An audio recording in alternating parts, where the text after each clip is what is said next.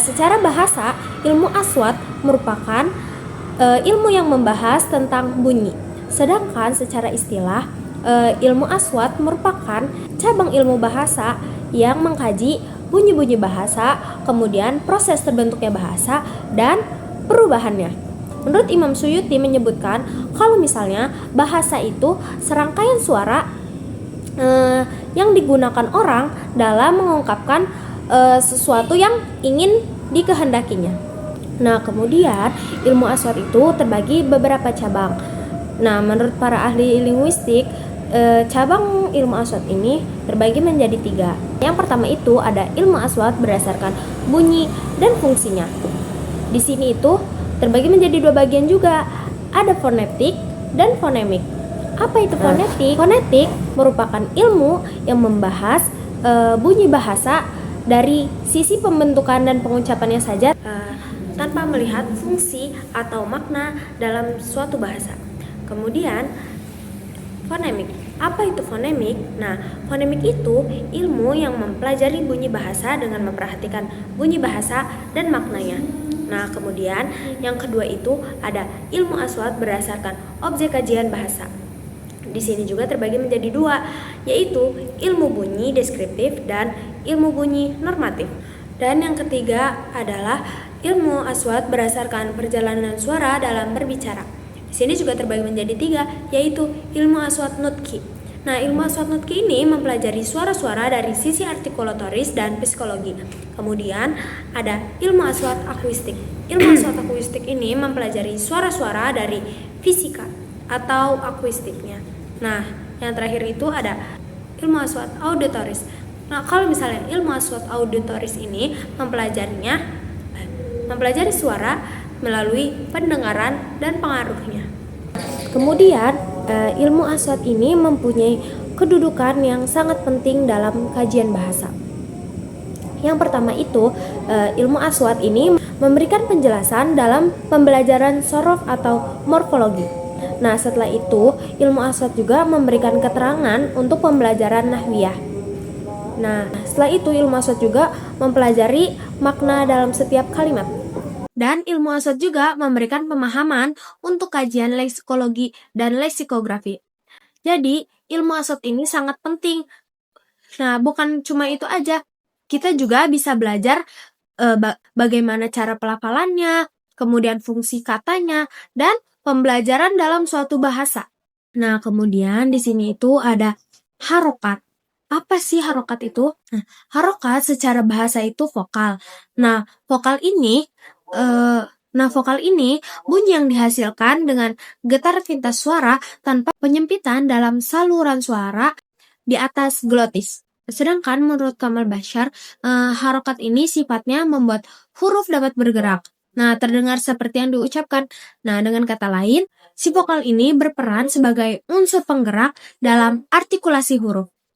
Nah, kemudian harokat ini ada beberapa macam. Dia itu terbagi menjadi 2.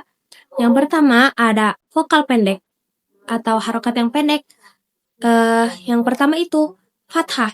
Nah, dia itu pendek, dibaca kayak contohnya itu man. Terus yang kedua ada yang dibaca kasroh. Contohnya itu min. Kemudian vokal pendek yang terakhir ada yang berharokat kasroh. Contohnya itu kun.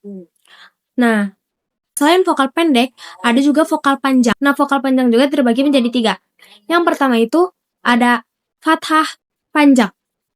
Contohnya itu kola. Terus kasroh panjang. Contohnya itu tila.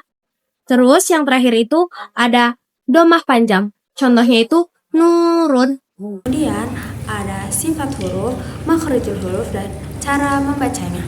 Yang pertama itu ada hamzah. Nah, huruf hamzah ini keluar dari pangkal tenggorokan. Suaranya itu muncul karena pita suara terbuka lalu tertutup dengan cepat, sehingga terdengar letupan suara yang kecil. Nah, hamzah ini termasuk huruf halqi yang bersifat infijari, serta dia juga majhur. Nah, yang kedua ada huruf ba. Nah, huruf ba ini keluar dari 2 bibir yang tertutup rapat lalu dilepaskan. Nah, dia ini bersifat infijari dan majhur. Cara pengucapannya seperti ba, ba. Kemudian ada huruf ta. Nah, ta ini keluar dari ujung lidah yang menempel pada pangkal gigi atas. Dia itu bersifat mahmus dan infijari. Cara pengucapannya ta, ta. Kemudian ada huruf sa. Sa juga keluar dari tempat yang sama, tapi dengan hembusan. Terus dia juga bersifat mahmus.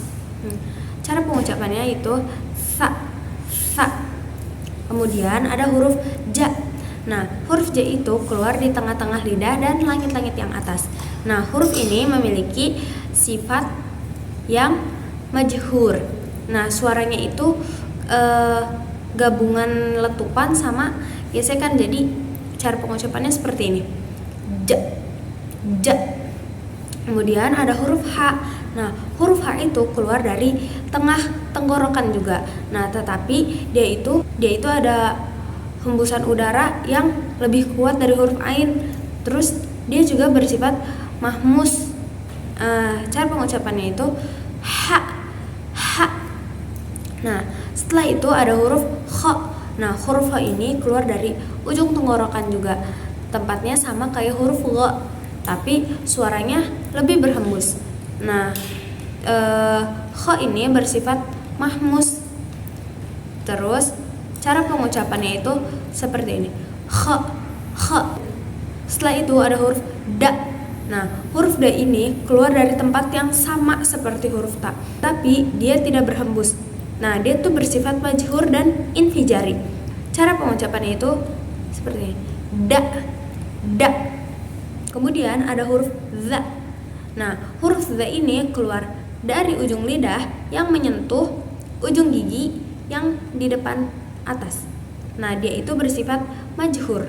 Contohnya itu seperti ini. Za, za.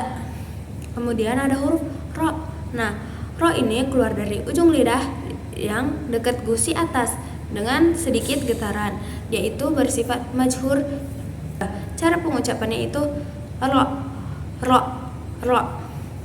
Nah, habis itu ada huruf za. Za ini keluar dari ujung lidah yang dekat gigi depan.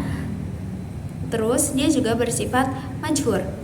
Cara pengucapannya itu za, za. Kemudian ada huruf sa. Nah, huruf sa ini bersifat mahmus. Nah, cara pengucapannya itu sa, sa. Nah, habis itu ada sya. Huruf sya itu keluar dari tengah lidah, tetapi udara mengalir dari sela-sela gigi. Nah, dia itu bersifat mahmus. Cara pengucapannya itu sya, sya, sya. Nah, habis itu ada huruf so, so. Huruf so ini mirip kayak huruf sa, tapi huruf so itu lebih tebal. Cara pengucapannya itu so, so, so, so. Dan ada huruf lo, lo. Nah, huruf lo ini keluar dari sisi lidah dan gigi geraham atas. Nah, huruf lo ini bersifat tebal dan berat saat dilafalkan. Cara pengucapannya lo. Kemudian ada huruf to. Nah, huruf to ini tekanannya kuat dan suaranya juga tebal. Cara pengucapannya itu to, to, to. Kemudian ada huruf do. Huruf do ini keluar dari ujung lidah dan ujung gigi atas. Nah, dia itu bersifat majhur. Bunyinya cara pengucapannya itu zo, zo, zo, zo, zo. Kemudian ada huruf ain. Nah, huruf ain ini keluar dari tengah-tengah tenggorokan. Nah, suara dia itu dari tekanan lembut pita suara bagian tengah. Nah, huruf ain ini bersifat majhur. Cara pelafalannya itu ain, ain. Terus ada huruf gha. Huruf gha ini keluar dari ujung tenggorokan mendekati pangkal lidah. Suaranya ini berat dan bergesekan. Nah, dia juga memiliki sifat yang majhur. Cara pengucapannya itu gha. Nah, setelah itu ada huruf fa. Nah, huruf fa itu keluar dari ujung gigi atas dan bibir bawah. Sifat fa itu mahmus. Cara pengucapannya yaitu fa. Kemudian ada huruf ko. Nah, huruf ko ini keluar dari pangkal lidah. Nah, terus dia juga sedikit lebih dalam daripada huruf kaf. Nah, suara ko ini lebih tebal dan lebih kuat. Nah, cara perapalannya itu ko. Nah, abis itu ada huruf kaf. Nah, huruf kaf ini keluar dari pangkal lidah dengan langit-langit lembut. Nah, huruf ini termasuk infijari dan bersifat mahmus. Cara pelafalan huruf K itu, cara pelafalannya seperti K. Kemudian ada huruf La. Nah, huruf La ini keluar dari tepi lidah yang di depan, menempel pada gusi atas. Nah, dia ini bersifat majhur. Cara pelafalannya itu La. Kemudian ada huruf Mim. Nah, huruf Mim ini keluar dari dua bibir, tetapi udaranya tuh keluarnya melalui hidung. Nah, dia itu bersifat majhur. Cara pengucapannya itu ma. Setelah itu ada huruf Nun. Nah, huruf Nun ini keluar dari ujung lidah dan gusi-gusi atas bersamaan dengan getaran hidung. Nah, sifat dia itu majhur. Cara pengucapannya yaitu na. Setelah itu ada huruf H. Nah, huruf H ini keluar dari pangkal tenggorokan, tetapi udaranya keluar lebih lembut dan mengalir. Nah, huruf H ini bersifat mahmus. Nah, cara perafalannya itu H. Kemudian ada huruf Waw. Huruf Wa ini keluar kalau misalnya dua bibir dengan sedikit bulatan mulut. Dia juga bersifat majhur. Cara pengucapannya itu wa. Dan yang terakhir adalah huruf Ya. Nah, huruf Ya ini keluar dari tengah-tengah lidah dan langit-langit atas bagian depan. Kalau misal bagian depan, nah sifat dia itu majhur. Cara pengucapannya yaitu Ya. Kemudian ada alat ucap. Nah, istilah alat ucap ini merujuk pada perangkat manusia.